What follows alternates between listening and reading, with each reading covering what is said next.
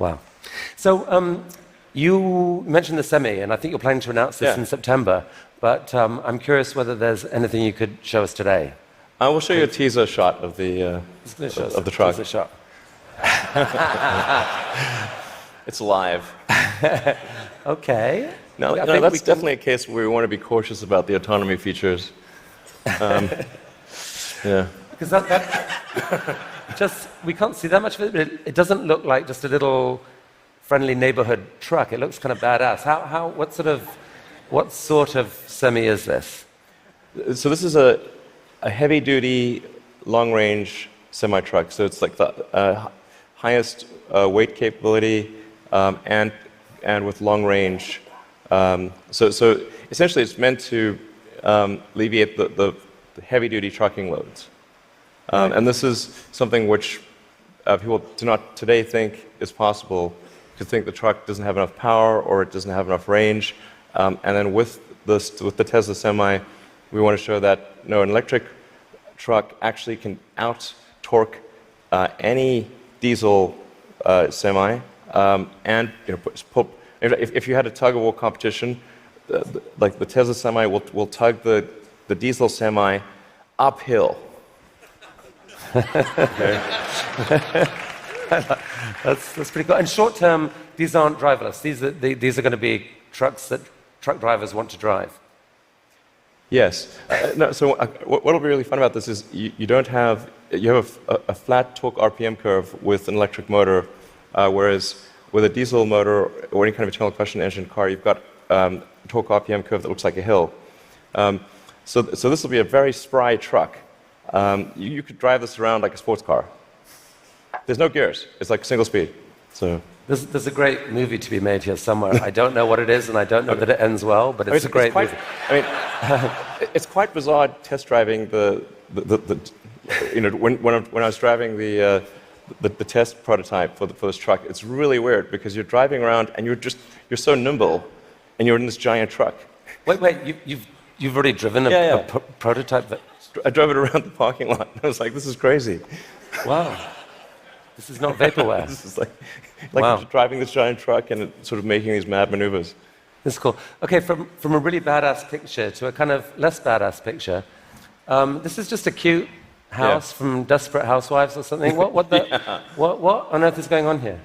Well, this illustrates the picture of the future that I think is how things will evolve. You've got an electric car in the driveway. If you look in between the electric car and the house, there are actually 3 power walls stacked up against the side of the house. And then that house roof is a solar roof. So that's an actual solar glass roof. Okay, so that's a picture of a real. Admittedly, it's a real fake house. That's a real fake house. So these roof tiles, some of them have in them basically solar power, the ability to. Yeah, so the solar glass tiles where you can adjust the texture and the color at a very fine-grained level, and then there's sort of micro louvers in the glass, such that when you're looking at the roof from street level or close to street level, all the tiles look the same whether there is a solar panel behind it or a solar cell behind it or not.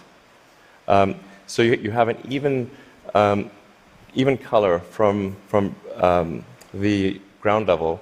If you were to look at it from a helicopter, you would actually be able to look through and see that some of the glass tiles have a solar cell behind them and some do not. Right. You put them in the ones that are likely to see a lot of sun. Yes. And that makes these roofs super affordable, right? They're not that much more expensive than just tiling the roof. Yeah. We're very confident that the cost of the roof plus the cost of electricity, that a solar glass roof will be less than the cost of a normal roof plus the cost of electricity. So in other words, this will be economically a no-brainer. We think it'll look great, and it will last. I mean, we thought about like having the warranty be infinity, but then people thought, well, that might sound like we were just talking rubbish. But actually, this is toughened glass. Like well after the house has collapsed, and there's nothing there, the roof will, the glass tiles will still be there.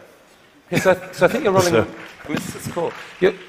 So you're rolling this out in a couple weeks' time, I think, with four different roofing types. Yeah, we're starting off with two initially, and then the second two will be introduced early next year. And what's the scale of ambition here? How many houses do you believe could end up having this type of roofing? I mean, I think eventually almost all houses will have a solar roof. Now the thing is to consider the time scale here to be probably on the order of 40 or 50 years. So on average, a roof is replaced every 20 to 25 years. So, but you don't start replacing all roofs immediately. But eventually, if you say we were to fast forward to, say, 15 years from now, it will be unusual to have a roof that does not have solar.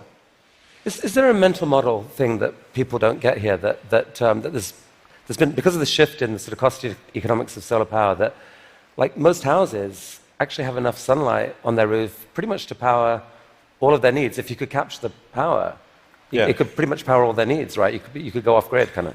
Yeah, it depends on where you are and what the house size is relative to the roof area. But yeah, it's a fair statement to say that most houses in the US have enough roof area to power all the needs of the house.